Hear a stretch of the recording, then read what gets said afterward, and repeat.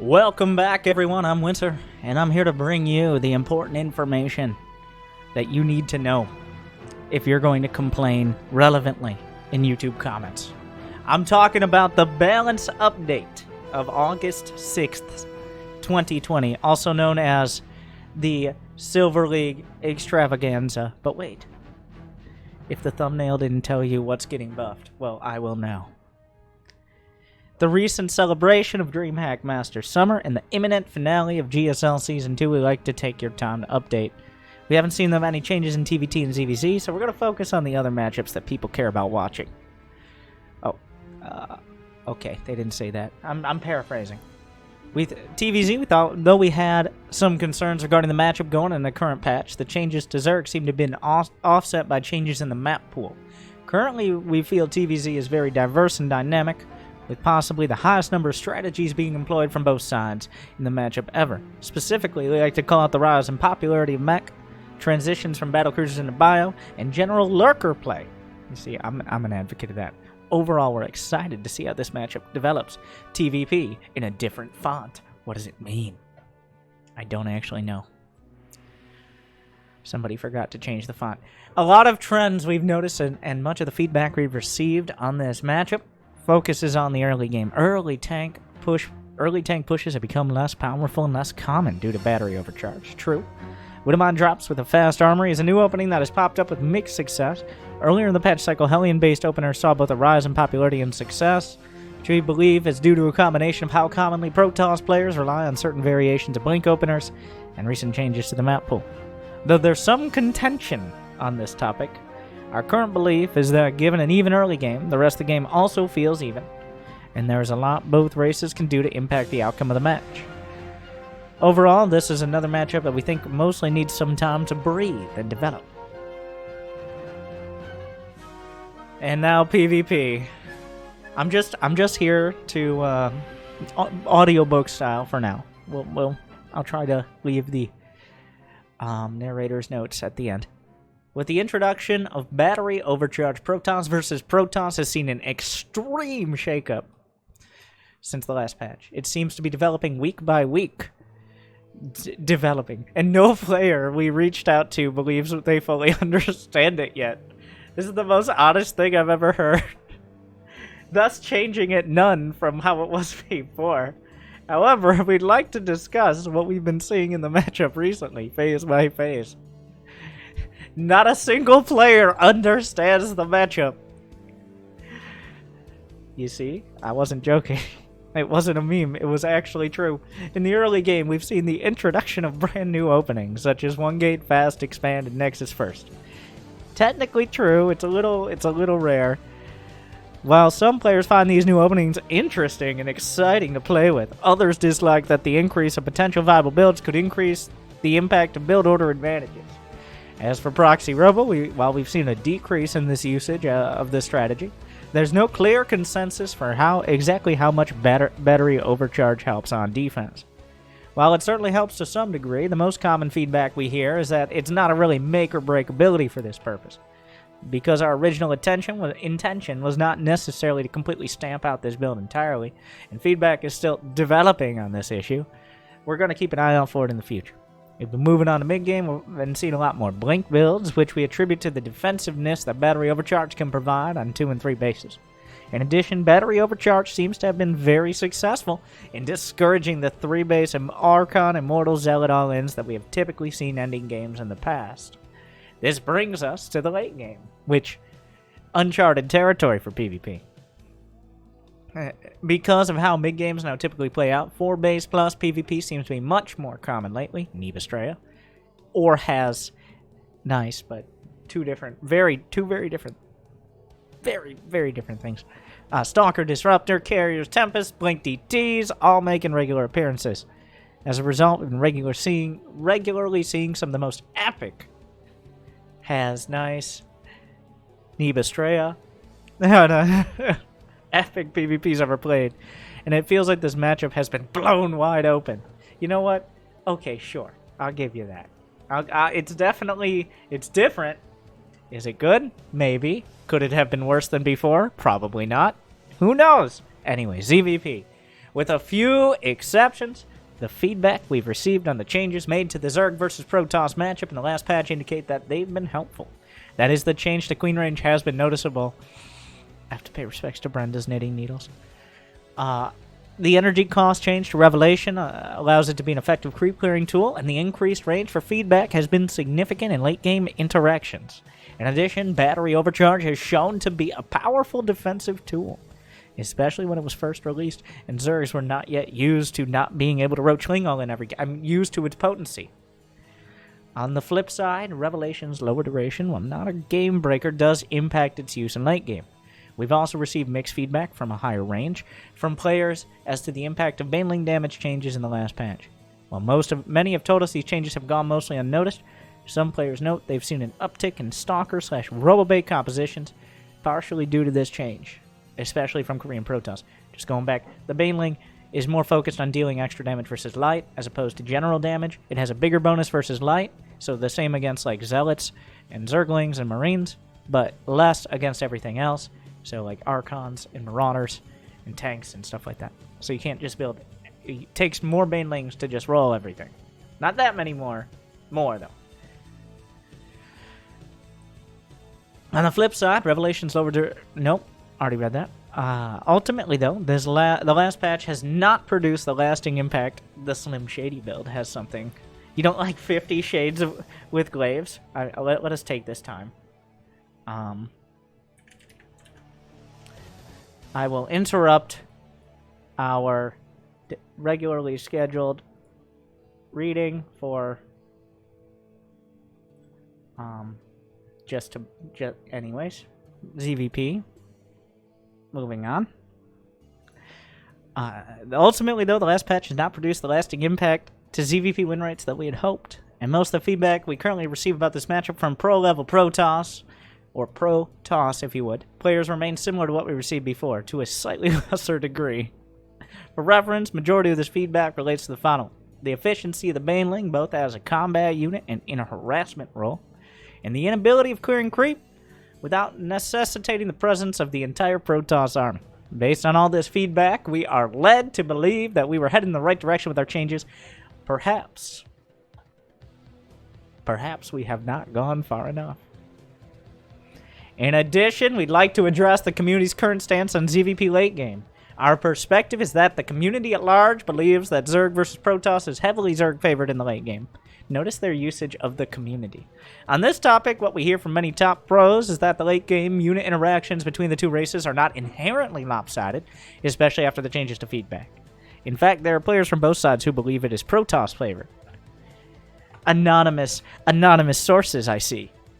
I'd love to know who these Protoss players are and why they hate themselves. Anyways, no comment. Rather, there's an agreement that the primary problem with late game is the difficulty of getting there on equal footing with the Zergs, especially in the face of constant harassment. The power of defensive Banelings are in creep in general, unfettered. Good word. Creep spread. Unfettered creep spread. Ooh. As Protoss often feel like they have to choose between expanding and pressuring. Our thoughts on this feedback is twofold. First, the most impactful changes we attempt to make in this matchup should focus on the mid-game. Okay. And second, while there might be room to adjust a few things in late game, we should do so with a focus on improving how typical late games play out. From a design standpoint, while we're sure we can increase Protoss win rates by granting Protoss additional strict raw late game power, we don't think that would lead to a particularly desirable gameplay, as it might seem to further encourage the stalemates and turtling we've historically seen in the matchup. Rather, the direction we'd like to take is to grant Protoss additional tools that encourage interactivity from both sides. Without further ado, and there was much ado, here are some changes we'll be featuring in the next balance test mod. Zerg. Baneling. Deleted. No. Weapon damage changed from 18 plus 17 versus light to 15 plus 20 versus light, which essentially, as described, more of that. In our last patch, we made an adjustment from 20 plus 15 to 18 plus 17. The Baneling slowly becoming a more niche tool, but erred on the side of cautious. side in terms of magnitude. We didn't want to too heavily impact TVZ. However, because we believe in the direction of this change and we've received feedback that has gone mostly unnoticed, we're going to nerf it into oblivion. I mean, we feel more comfortable going a bit further. After this change, +2 Banelings will take 4 more shots. Banelings don't take many shots usually in their lives, and Immortals, 2 Archons and Immortals and 2 more shots to kill Stalkers compared to the original. So that's something. Notice how we're focusing on Protoss units. And now Protoss. I'm intentionally scrolling like this. It's not just to frustrate you. The revelation duration increased from 15 to 20 seconds. I mean, okay. Our aim with this is to increase Revelation's endgame usability without making it too easy to continuously tag enemy armies in the mid-game. We considered a few options, but in the end found this tweak the cleanest solution. Fair enough. And now, the Void Ray on aboard! Here we go! Protoss Silver League had it right all along. The Void Ray getting all the buffs. Here it is. Everybody loves Void Rays. Cost decrease. 250, 150 to 200, 150. Get them while they're hot. Build time decrease. 43 to 37 seconds. Movement speed. Gotta go fast. Gotta get cheaper. Gotta build faster. Alright, we finally, after 10 years, found the true unit. We're back. Everyone, with more Void Rays. As the Void Ray is one of the least commonly used units in our game, above 5,000 MMR. We thought now would be a great time to grant it a niche that lines up with what Protoss struggles with at the moment. The niche we had in mind in PvZ was that of a multi-purpose. The niche we had in mind was that of a multi-purpose mid-game unit. The niche was, it does a bunch of stuff. Nice. Okay. With the ability to clear Overlord, zone out, and or clear creep, and deter Baneling drops. As the primary feedback we get about the Void Ray is that it's simply not efficient. Our first step was to lower both its resource and build time costs. In addition, we believe it needs a slight mobility boost in order to fulfill this role. We'll be increasing its movement speed to match that of a Viking or Banshee. As 2 Oracles plus a 3rd Stargate unit is very common off Stargate openers in PvZ, we imagine it could be easily slotted in as the 3rd unit in lieu of a Phoenix or a 3rd Oracle. As for the implications in other matchups, in PvT, Void Rays would notably gain the ability to chase down Banshees, and in PvP, it could be potentially useful against Robos. We're not done! Flux Veins, movement speed increase from 4.65 to ludicrous speed. You can't run. Nope, not that. You can't hide. The Void Rays are coming for you. Endgame unit compositions that produce interesting dynamic games are often characterized by armies that consist of a combination of 2 unit types. First, there's slow, solid backbone units, which comes from all this cool shit. Then you have the more mobile force that often acts as the arms to this backbone, which is the creepiest way they could have ever described this. It's like a skeleton of units. We got arms, we got a backbone, and then that's all you need. Okay. This force generally has the ability to poke and prod at key enemy fortifications, but is still potent while fighting in combination with the backbone. Typically, these mobile arms, just General Grievous. Where's my memes?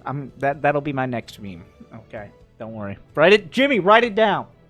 Yes, in blood, of course. Don't be stupid. Okay, moving on. The Force General has the ability to poke and prod at key enemy fortifications, but is still potent when fighting in combination with the backbone. These mobile arms consist of Biohellions, all the other annoying units. Of all the races in non-mirror matchups, we believe the race/matchup combo that has the least potent arm is Protoss in the PvZ matchup. And we like to push the Void Ray.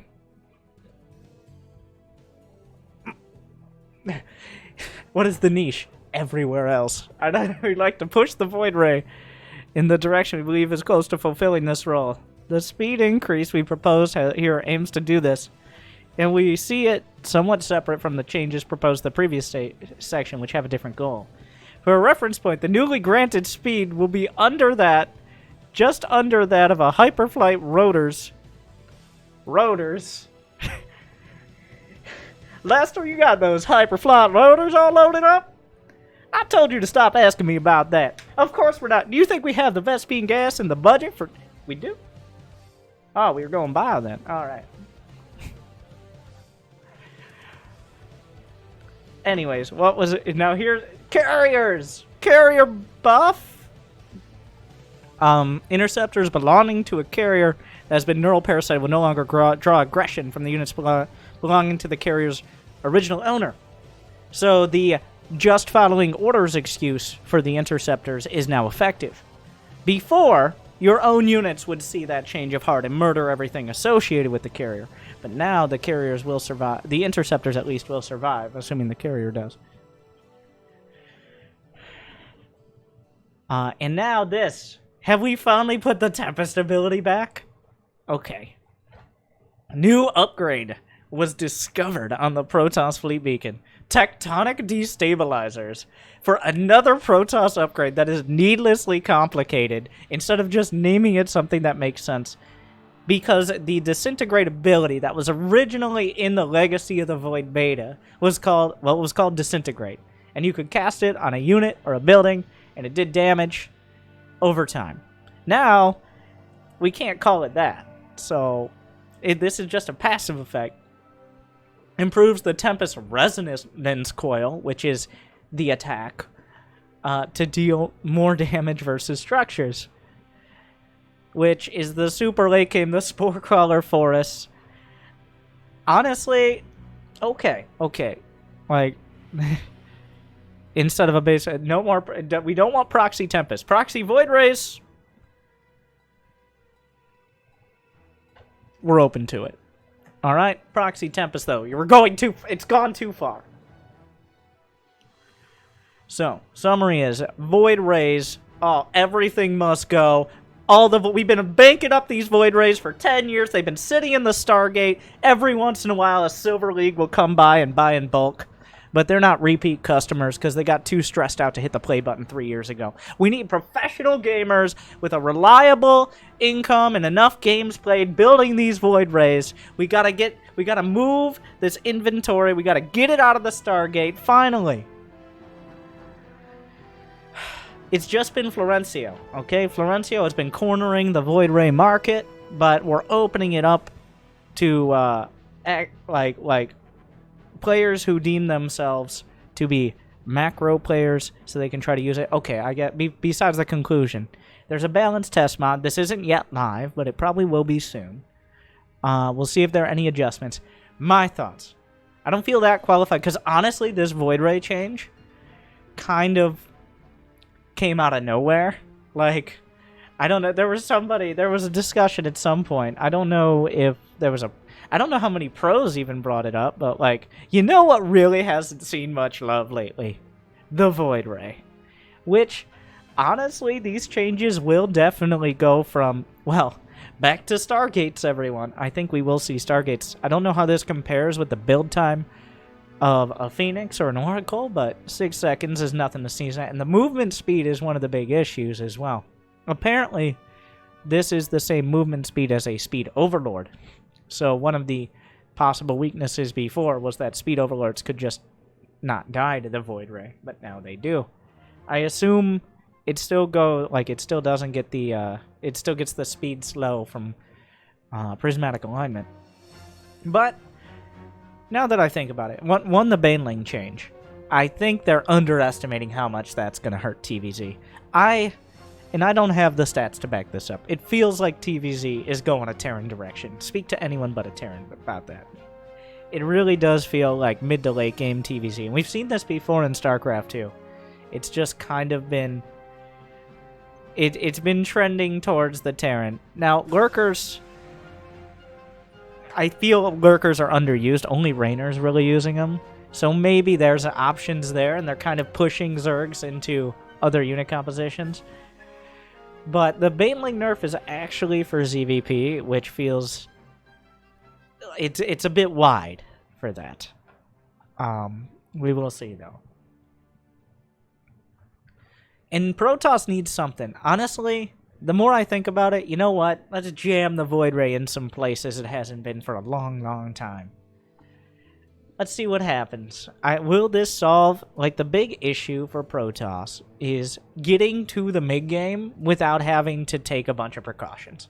Against Zerg, that means if you don't put on pressure, you're either letting the Zerg just max out super quick and run you over, or if you do put on pressure, you don't really have, or the Zerg does a sort of attack. You don't have a unit, like Adepts don't age well. They're not a unit that works for you in the mid game. They work in the early game and the early, like until 100 supply, but then they go downhill fast. Void Rays, on the other hand, now one of the big issues is what they're describing, which is like a couple medevacs come in and you either don't have a recall or don't want to commit a recall. If you have 2 or 3 Void Rays and a shield battery, maybe a little better. Same with like groups of roaches or banelings or something. Maybe instead of phoenixes, a couple Void Rays. Like, they'll be kind of like banshees. Banshees, to an extent, battlecruiser as well, has been what discouraged Zergs from doing like really committed all-ins in the early mid game. So having like 3 phoenixes don't stop a roach all-in, but 2 Void Rays probably will. Like, it forces either pulling queens or the all-in is stopped. So, I did not expect... At first, I was like, wow, of the units to buff, really? Is this a meme? Like DT Blink originally was, but apparently is not anymore. But I'm actually more excited now. Void Rays, they aren't nearly... massing up Void Rays still suffers from the same weaknesses. There's nothing here that makes Void Rays better to mass up. It's not Silver League. They're still not good against Marines and Widowmines. They're still not great against Hydras and any amount of spellcasters from Zerg. But they help maybe stop a Warp Prism or a Medevac, a Liberator, maybe even be some spot defense against Mutas or Roaches. So, you know what? That's something. Is it enough to get people to switch into opening Stargate again? In PvZ especially? We will see. The Baneling nerf is definitely not like an early game nerf either. It just feels like for Protoss players, they have to do something on 2 base. Otherwise, if they get to 3 base, it won't be for long. I don't know if this will change that at all, but we will see. What do you think about Voids as a follow-up to Cannon Rushes? I think you should not speak anymore, good sir. No matter how many...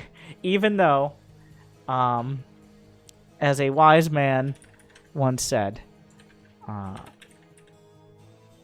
as a wise man once said... Jimmy! We are all Cannon Rushers deep inside. Will this help or hurt? Florencio... Florencio will give us 1 sentence on the changes, or just maybe several words on his feelings, because they do seem more oriented towards his style of gameplay, and by that I mean making Void Rays. Great stuff to come, yes. Oh no. So Zergs and Terrans, and Protoss, watch out.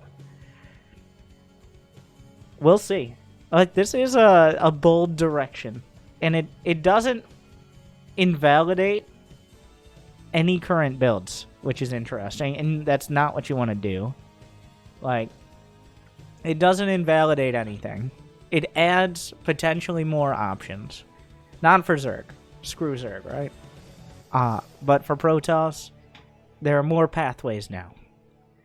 Finally, at the end of the day, you can see all the options. Many different paths, many different build orders, many things that will go down in history. But after this patch, and leave a comment, like, subscribe, ring the bell. Because the real question is, with this patch, when we look back 10 years from now, after 10 years of StarCraft, what a ride, right? Will this truly be the legacy of the Voids?